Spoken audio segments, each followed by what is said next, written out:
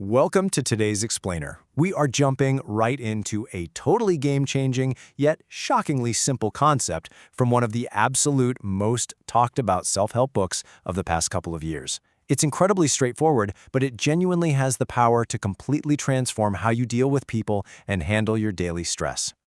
Okay, let's dive into this, because this whole premise, it boils down to just two magic words, and I gotta warn you right up front. Once you hear this, you literally cannot unhear it. It's gonna pop into your head everywhere, at work, at home, dealing with your friends. Those two words, let them. So this comes straight from Mel Robbins and her massive hit, The Let Them Theory. And it perfectly nails the core issue here, which is that most of our emotional pain, it doesn't actually come from what other people do to us. Right, let me just say that again, because it's huge.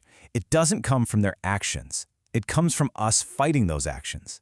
You see, our brains have this exhausting habit of treating every single frustrating thing someone else does as a puzzle that we absolutely have to solve by somehow controlling their behavior. Part 1. The root of emotional pain. Why we spiral over others. Let's look a little closer at why we spiral. These triggers are super relatable, right? A friend doesn't invite you to a get-together and boom, you are spiraling, trying to figure out why. Or maybe you're plotting how to confront them about it. Or say your partner won't drop a habit you brought up a dozen times, so you keep pushing, keep explaining, hoping that this is the time they magically change. Maybe a coworker is just being incredibly difficult, or a family member is suddenly acting distant. In every single one of these situations, our brain treats the issue like a math problem we need to fix. We naturally want to push, demand answers, and basically force reality to match our expectations. And that brings us to Robin's big solution. Her answer to all that exhausting spiraling is amazingly simple. Just let them.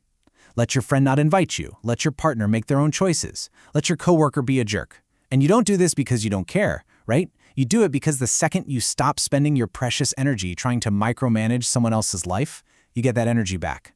You instantly redirect it to literally the only thing you were ever actually in charge of anyway, yourself. Part 2. Putting it into practice. 3 real-world scenarios.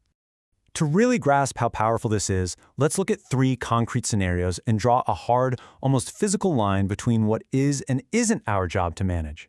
Now, what's really interesting about this first comparison is the flaky friend.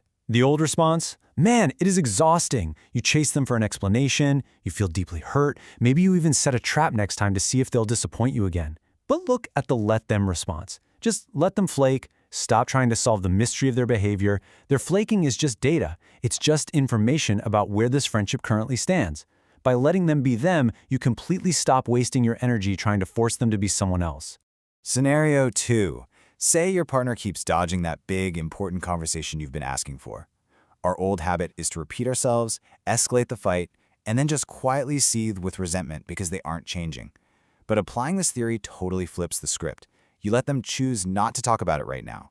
And by giving them that space, you actually give yourself the space to figure out what you need if things stay exactly as they are. You stop forcing them to change and you start evaluating your own reality. And then there's scenario 3, one we have definitely all dealt with at some point, the icy, dismissive coworker.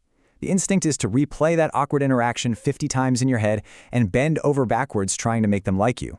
Actually, scratch that. Instead, just let them have their reaction. Letting them be difficult proves something incredibly liberating.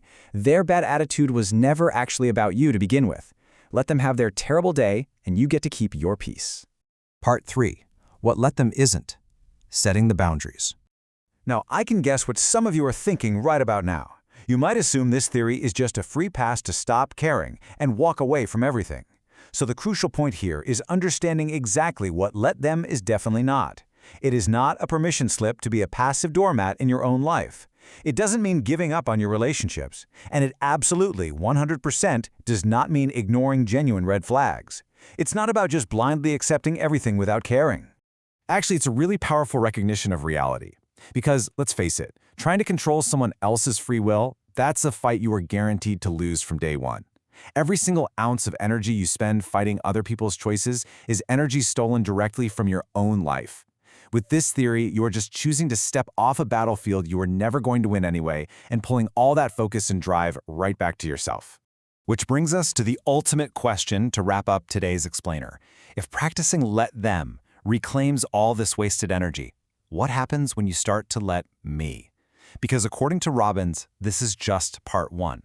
If let them hit a nerve for you today, which I'm guessing it did, that is a fantastic sign you needed to hear it, and it means you are totally ready for part 2.